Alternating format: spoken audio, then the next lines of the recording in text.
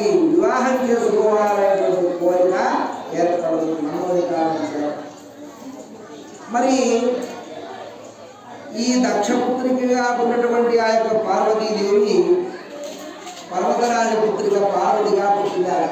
అక్కడ ఆ పార్వతీదేవి పసి వయసు నుంచి చిన్నపిల్లప్పటి నుంచే బొమ్మరాజరాజు వయసు నుంచే ఆ సూర్యవర్మ గారికి ఆ నిరంతరం శివధ్యానం చేస్తున్నారు. మరి ఆమె పరమేశ్వరుడే భర్త కావాలి, మరి పరమేశ్వరుడు అనుగ్రహించాలని అంటే తపస్సు చేసే పరమేశ్వరుడు వశమవుతాడు అనేటువంటి ఉద్దేశం చేత ఆ పార్వతీదేవి ఆ హిమాలయాల ఉన్నదే హిమాలయ పుట్టిన కావాలి అక్కడిని ఆయన తపస్సుకు బయలుదేరింది. వాళ్ళ అమ్మ పేరు మేడాదేవి. ఆ మేడాదేవి ఆ పార్వతీదేవితో ఉమా అందనమాట. ఉమాని పేరు ఉమా కాత్యాయని గౌరీ కాళీ ఐమౌళీశ్వరి. ఉమా అనే పేరు ఎందుకు వచ్చిందంటే ఊ అంటే ఉపాసన, అమ్మ అంటే వద్దు, నీకంత కఠోరమైనటువంటి ఉపాసన వద్దు. పరమేశ్వరుడు ఇక్కడ, మనం ఇక్కడ. పరమేశ్వరుడు భర్తగా పొందుతావా? కోరిక కలిగిన ఒక హద్దు ఉండాలి. అలాంటి కోరికలు కోరుకుంటావా? మనటువంటి కోరికలు పనికిరావు, పరమేశ్వరుడు మనకు లభించడు అని చెప్పి వాళ్ళమ్మ ఎంతో వారిస్తుంది.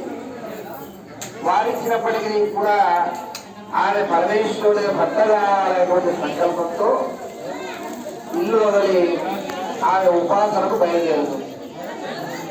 అలా ఆమె మునివాటికలు అంటే ముని యొక్క ఇళ్ళకంతా కూడా అక్కడికి వెళ్తుంది. అక్కడికి వెళ్ళి ముళ్ళకంతా మనుషులకంతా కూడా సేవ చేస్తుంది.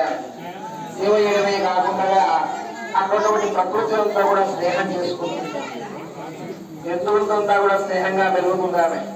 అలాగా ప్రకృతి స్వరూపం అడవిలో ఏవైతే ఫలాలు లభిస్తున్నాయో అటువంటి ఫలాలను మాత్రమే స్వీకరించి ఆమె కొన్నాళ్ళు తపస్సు చేసుకుంటూ కొన్నాళ్ళు ఆమె తపస్సు చేసింది.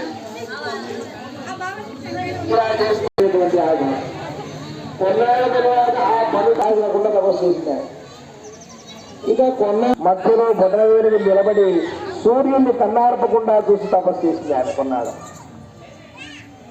ఆ తర్వాత మంచి చలికాలంలో అదంతా హిమాలయ పర్వతాలు, ఆ హిమాలయ సరస్సు నీళ్ళంటే చల్లగా తపస్సు చేస్తున్నాను అని చెప్పి అనగానే ఆ పిల్లవాడు పరమేశ్వరుడు భగవంగా నవ్వుతాడు.